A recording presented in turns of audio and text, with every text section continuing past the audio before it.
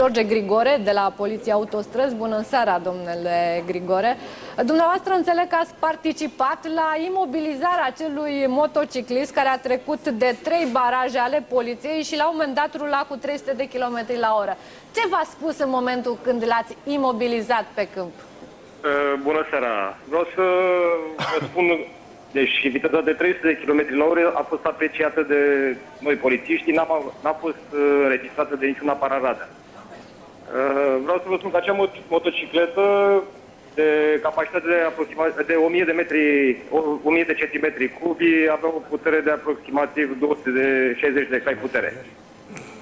Într-adevăr, chiar primul semnal l-a făcut un coleg care era chiar lângă mine. La primul semnal, noi de fapt am făcut semnale de încetinire pentru că în acea porțiune de drum carosabilul era umed și vroiam să nu avem niciun eveniment rutier. Dar l-ați văzut? Bineînțeles. Chiar prin fața mea a trecut, a încetinit până la o viteză de aproximativ 20-30 de km la oră, iar când a ajuns în dreptul nostru, efectiv a zburat, a accelerat la maxim. Pentru cunoscătorii, motocicleta era dotată și cu un sistem suplimentar de mărire a vitezei numit NOS. Decolare. Am înțeles, dar tânărul ce v-a spus când l-ați imobilizat?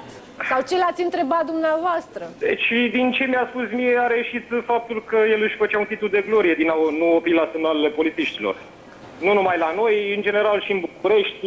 Chiar aveam un coleg care a fost motociclist la capital, la Brigada de Poliție Rutieră a Capitalei și era și cunoscut de către acesta. Și, într-adevăr, alergase de foarte multe ori după el, dar de foarte puține ori putea să-l prindă, pentru că nu avea cu ce să fugă după el. Norocul nostru pe autostradă a fost că sunt foarte puține ieșiri de pe autostradă și am reușit să a trebuit să blocăm traficul ca să putem să-l prindem. Am înțeles, dar ceea ce nu am spus până acum și de fapt aici apare partea interesantă a acestei chestiuni. Șoferul motocicletei, în momentul de față, înțeleg că are permis și poate circula pentru că a contestat decizia dumneavoastră, nu? Da, noi i-am făcut pentru fiecare neoprire la semnale, am întocmit un proces verbal, automat și cu măsura de suspendare a dreptului de a conduce și toate cele trei procese verbale au fost contestate în instanță și conform legii a trebuit să-i redăm permisul înapoi, până la judecarea contestațiilor. Deci, el are 3 cauze, practic. Da, bineînțeles. Adică, după aprecierea dumneavoastră, cât ar dura asta în instanță? Cel puțin 3-4 luni. Da, aproximativ. Pe instanță, el este fiind încercat să fie oprit la diferiți kilometri, aparține de 2 de instanța de la Călăraș și una de la instanța de la Cornet. Foarte Acum, mult. în funcție de instanță, de la 2, 3, 4 luni, cam atâta durează o Am înțeles. Deci acel motociclist rula cu aproape 300 la oră, a trecut de 3 baraje, poliția a oprit circulația pentru el, acum circulă liniștit pe străzi, că asta e legea în România. Domnule comisar, vreau să rămâneți în continuare în direct cu noi. Domnule Alin Teodorescu, păi n-ar trebui să schimbăm legea, că mie una mi se pare anormal.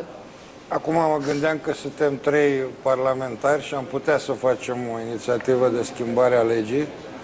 Eu care n-am carnet, 300 de km pe oră e ceva mai mult decât viteza medie de croazieră a unui elicopter. Deci omul ăla nu alerga repede, zbura jos, că avea distanță mică de pământ. Eu nu pot să atitudinea înțeleg. de rigoare față de poliție, pentru că a trecut de 3 baraje și poliția a fost obligată să oprească circulația pe o întreagă autostradă, să-l prindă pe Din tânărul cauza asta acesta. avem numărul ăsta mare de morți.